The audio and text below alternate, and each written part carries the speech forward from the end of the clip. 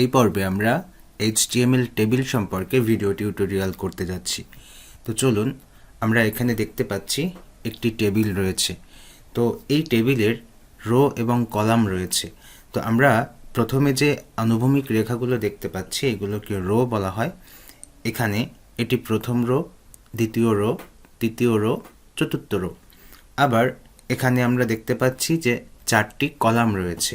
তো এটি হচ্ছে প্রথম কলাম, এটি দ্বিতীয় কলাম, এটি তৃতীয় কলাম, এটি চতুর্থ কলাম। তাহলে এই টেবিলে 4টি রো, 4টি কলাম আছে এবং এই রো এবং কলামের মাধ্যমে একটি টেবিল তৈরি হয় এবং এই রো এবং কলামের যে সেন্ট্রাল পয়েন্ট এগুলোকে বলা হয় এক একটা সেল। এটি একটা সেল, এটি একটা সেল, এটি একটা সেল, এগুলো সব টেবিলের সেল। HTML এ যখন প্রথমে টেবিল ইনসার্ট করা হয় তখন সেই টেবিলে কোনো বর্ডার থাকে না। আমরা এই যে ডিফল্ট টেবিল দেখতে পাচ্ছি এটির মতো দেখা যায়। তারপর বর্ডার অ্যাড করলে এই যে বর্ডার টেবিল, এই বর্ডার টেবিলের মতো করে দেখা যায়। এরপর যদি আমরা টেবিলের হেডিং অ্যাড করি তাহলে আমরা দেখতে পাই যে প্রথম যে রোটা আছে সেই রো এর একটা ভিন্ন স্টাইল আমরা দেখতে পাই। ওইটা একটু বোল্ড হয়ে যায় এবং সেন্টার হয়ে যায়। তারপর আমরা যদি টেবিলের রো স্প্যান করি, কয়েকটা রোকে যদি আমরা একটা রোতে পরিণত করতে চাই সেক্ষেত্রে আমাদের কিন্তু রো স্প্যান করতে হয়। এরপর আমরা যদি কলাম স্প্যান করতে চাই তাহলে আমরা দেখতে পাচ্ছি যে আমাদের এই টেবিলে কলাম স্প্যান করা আছে। তারপর যদি আমাদের এমন মনে হয় যে আমাদের প্রত্যেকটা সেলের ভিতরে একটু স্পেস দরকার, সেক্ষেত্রে কিন্তু আমরা প্যাডিং ইউজ করতে পারি। ওকে, তো আমরা কোড এডিটরে চলে যাচ্ছি। তো এই হচ্ছে আমাদের table.html নামে একটা ফাইল আছে। এখানে আমরা আমাদের যে HTML এর বেসিক কোড আছে সেটাকে আমরা এখান থেকে জেনারেট করছি। তারপর ট্যাব প্রেস করে আমরা এখানে টাইপ করতে পারি HTML টেবিল। ওকে, তারপর আবার ট্যাব প্রেস করে আমরা বডির ভেতরে আসছি। আসার পর টেবিল ইনসার্ট করার জন্য আমরা জানি যে আমাদের টেবিল ট্যাগের প্রয়োজন হয়। তো টেবিল ট্যাগ জেনারেট করছি। তারপর টেবিলের ভেতরে এসে আমাদের যে 4টা রো আছে এই 4টা রো এর জন্য আমাদের রো নিতে হবে 4টা। তো আমরা এখানে দেখতে পাচ্ছি আমাদের এখানে 4টা রো আছে এবং প্রত্যেকটা রো এর ভেতরে 4টা করে কলাম আছে। ওকে, তো আমরা এখানে প্রথমে টেবিল রো নিচ্ছি একটা এবং এই রো এর ভেতরে আমাদের কলাম নিতে হবে। তাই আমরা টেবিলের কলামের জন্য টেবিল সেল নিচ্ছি। দ্যাট মিনস এটাকে বলা হয় টেবিল ডেটা। তো আমরা টেবিল ডেটা ইনসার্ট করছি, করার পর এর ভেতরে আমরা কি লিখব। প্রথমে আমরা লিখতে পারি রোল, নেম, এজ, ক্লাস, এভাবে নিতে পারি।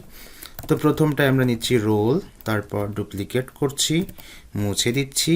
তারপর আমরা নিচ্ছি হচ্ছে নেম, আবার ডুপ্লিকেট করছি। তারপর আমরা একটু দেখে আসি এজ, তারপর ক্লাস। তো এজ দিচ্ছি আমরা এখানে, তারপর আবার ডুপ্লিকেট করছি, আবার মুছে দিচ্ছি, এখানে লিখছি হচ্ছে ক্লাস। তো এই যে আমাদের প্রথম যে রো সেটা কিন্তু আমরা এখানে লিখে ফেলছি। এরপর আমাদের আরও রো দরকার। তো আমি এখানে এসে এটাকে সিলেক্ট করছি, Ctrl+D দিয়ে ডুপ্লিকেট করছি। তো এটা আমাদের দ্বিতীয় রো চলে আসছে। তো আমরা যদি এইটাকে চেঞ্জ করি, এবার আমাদের রোলের যে ভ্যালু আছে সেই ভ্যালু আমরা এখানে শুরু করে দিতে পারি। তো প্রথমে আমি দিচ্ছি হচ্ছে রোল নাম্বার 1। তারপর আমি এখানে একটা নাম দিয়ে দিচ্ছি, আমরা লিখতে পারি তাহসিন। এটার এজ আমরা এখানে দিয়ে দিতে পারি হচ্ছে 14, এখানে আমরা দিয়ে দিতে পারি হচ্ছে 8। আরও রো দরকার। তো আমরা এখানে এসে Ctrl+D প্রেস করছি। Ctrl+D প্রেস করে আমরা দেখতে পাচ্ছি যে এটাকে আমরা নিতে পারি হচ্ছে রোল 2। তারপর এটাকে আমরা একটু চেঞ্জ করে বলে দিতে পারি তাসকিন। এখানে আমরা একটু চেঞ্জ করে 15, এই জায়গায় আমরা 9 করে দিতে পারি। ওকে, আচ্ছা, আমাদের আরও রো দরকার। আমরা এটাকে ডুপ্লিকেট করছি। ডুপ্লিকেট করার পর এই জায়গায় আমরা এটাকে চেঞ্জ করে 3 করে দিচ্ছি। এই জায়গায় আমরা বলে দিতে পারি তাজুল। এখানে আমরা এটাকে চেঞ্জ করে 16 করে দিচ্ছি। এটাকে আমরা 10 করে দিচ্ছি। দেওয়ার পর এটাকে আমরা যদি একটু সেভ দেই, সেভ দেওয়ার পর যদি আমরা ব্রাউজারে যাই, ফাইলটাকে এই যে আমরা দেখতে পাচ্ছি table.html। তো এটাকে আমরা রিলোড দিলে দেখতে পাচ্ছি এই যে আমাদের একটা টেবিল এখানে জেনারেট হয়েছে। তো তো এই টেবিলে কোনো বর্ডার নাই, আমাদের এখন বর্ডার ইনসার্ট করতে হবে এই টেবিলে। তো চলুন আমরা এখানে বর্ডার অ্যাট্রিবিউটের মাধ্যমেও অ্যাড করতে পারি, আবার আমরা সিএসএস এর মাধ্যমেও অ্যাড করতে পারি।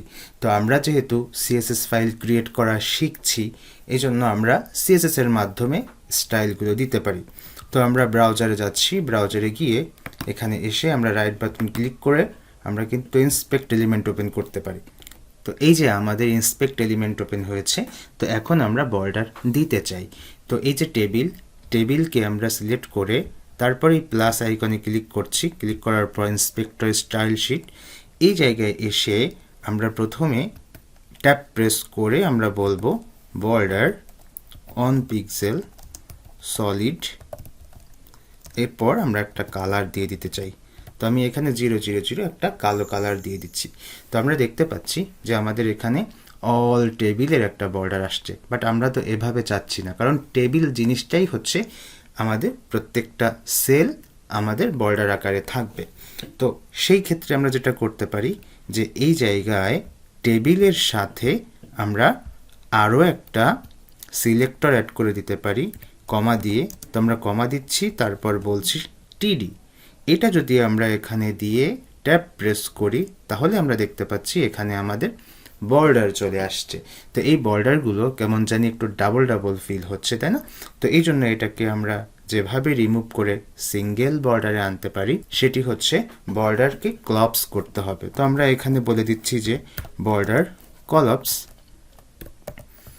তো বর্ডার ক্লপসের ভ্যালু হতে হবে কলপস, তাহলে আমাদের এই ডাবল ডাবল বর্ডার সিঙ্গেল বর্ডারে পরিণত হবে। তো এরপর আমরা যেটা করতে পারি, আমাদের একটু প্যাডিং দিতে হবে। তার জন্য আমরা যেটা করব যে এখানে একটা প্যাডিং দিয়ে দিচ্ছি, প্যাডিং দিয়ে আমরা বলছি যে 10 পিক্সেল প্যাডিং পেয়েছে। তো আমরা এটাকে আর একটু সুন্দর করতে পারি, যেমন আমরা এই জায়গায় 10 পিক্সেল উপরে নিচে দিয়ে আমরা কিন্তু 20 পিক্সেল ডানে বামে করতে পারি।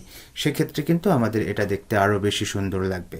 ওকে, তো এই সিএসএসগুলো আমরা এখান থেকে নিয়ে যাচ্ছি, আমরা এটাকে কপি করছি Ctrl+C দিয়ে, তারপর এটাকে এডিটরে নিয়ে এই যে আমাদের যে style.css ফাইল আছে এখানে এসে আমরা আমাদের স্টাইলগুলোকে পেস্ট করে দিচ্ছি, পেস্ট করে দিয়ে সেভ দিচ্ছি। সেভ দেওয়ার পর এখন আমাদের table.html এর ভেতরে এসে আমাদের ওই ফাইলটাকে লিঙ্ক করে দিতে হবে। তো লিঙ্ক style.css, আমরা এটাকে লিঙ্ক করে তারপর সেভ দিচ্ছি। সেভ দেওয়ার পর আবার যদি আমরা আমাদের ব্রাউজারে এসে রিলোড দেই তো আমরা দেখতে পাবো যে আমাদের স্টাইলগুলো একেবারে ঠিক আছে। তো আমরা আবার এডিটরে আসছি, আসার পর এই যে আমাদের প্রথম যে টিডি রয়েছে এটাকে কিন্তু আমরা এখান থেকে মার্ক করে তারপর কি করব, এটাকে টিএইচ করে দিব। তো আমি যার জন্য মাল্টিপল কার্সর ইউজ করছি, ওয়াল্টার প্রেস করে, এরপর আমরা এটাকে ব্যাক স্পেস দিয়ে মুছে দিচ্ছি, তারপর আমরা এখানে বলছি টিএইচ। তো এই টিএইচ লিখে তারপর আমি এটাকে সেভ দিচ্ছি। সেভ দেওয়ার পর আবার ব্রাউজারে এসে যখন আমরা এটাকে রিলোড দিব তখন দেখতে পাচ্ছি যে আমাদের প্রথম রোটা টেবিলের হেডিং হয়ে গেছে। তো এই জায়গায় বর্ডারগুলো পাচ্ছে না, কারণ বর্ডারগুলো না পাওয়ার কারণ হচ্ছে আমরা যে সিএসএস ফাইলে যেভাবে সিলেক্ট করছি সেখানে আমাদের টিএইচ নাই। তো সেই ক্ষেত্রে আমরা যদি এই জায়গায় এসে আমরা নতুন করে টিএইচ অ্যাড করে দিয়ে সেভ দেই, ব্রাউজারে এসে যদি আমরা রিলোড দেই তো দেখতে পাচ্ছি আমাদের কিন্তু সেই প্যাডিং বর্ডার সবগুলো পেয়েছে। ওকে, তো এইবার টেবিলটা দেখতে কিন্তু আরও বেশি সুন্দর লাগছে। আচ্ছা, এরপর আমরা যেটা করব, আমরা এবার রো স্প্যান করতে চাই। তো রো স্প্যান কিভাবে করব, আমাদের এই যে তিনজন ব্যক্তি আছে এনাদের এইজ যদি সেম হয় তো সেই ক্ষেত্রে আমাদের এই রো এই রো এই রো এই তিনটা রোকে আমাদের একত্রিত করতে হবে, মার্জ করতে হবে। তার জন্য আমাদের যেটি করতে হবে, এই যে আমাদের 2 নাম্বার রো, 2 নাম্বার রো এর 3 নাম্বার সেল, এই 3 নাম্বার সেলে এসে আমাদের রো স্প্যান করতে হবে এবং রো স্প্যানের ভ্যালু করে দিব আমরা 3, কারণ এইটা এইটা এইটা এই 3টা সেল রো স্প্যানে ইনক্লুড হবে এবং এই 3টা সেল যেহেতু রো স্প্যান ইনক্লুড করছি সেহেতু এই সেলটা আর এই সেলটা আমাদের মুছে দিতে হবে। ওকে, তো আমরা কোড এডিটরে চলে যাই এবং কাজ শুরু করে দিই। তো আমাদের এই হচ্ছে HTML ফাইল, এবং এই যে আমাদের দ্বিতীয় রো, তো দ্বিতীয় রো এর 3 নাম্বার সেল হচ্ছে এটি। এখানে এসে আমরা বলতে পারি রো স্প্যান, এবং রো স্প্যানের ভ্যালু করে দিচ্ছি আমরা 3। আমরা এরপর এইটা আর এটা মুছে দিব, বাট না মুছে আমরা একটু দেখি কি প্রবলেমগুলো হয়। তো আমরা এই জায়গায় এসে রিলোড দিচ্ছি, দেখতে পাচ্ছি যে আমাদের রো স্প্যান ঠিকই হয়েছে, বাট এই দুইটা সেলকে প্রেসার ক্রিয়েট করে পাশে সরিয়ে দিয়েছে, যার কারণে আমাদের টেবিলটা ভেঙে গেছে। তো এই ক্ষেত্রে আমাদের যেটি করতে হবে, এই যে আমাদের সেলটা আছে আর এই সেলটা আছে, এই দুইটা সেলকে আমাদের মুছে দিতে হবে। মুছে দেওয়ার পর তারপর যদি আবার ব্রাউজারে আসি, আসার পর রিলোড দিলে দেখতে পাচ্ছি এবার কিন্তু আমাদের এটা ঠিকঠাক মতো স্প্যান হয়েছে। এখন আমরা বুঝতে পারছি যে এই তিনটা ব্যক্তির এজ একই।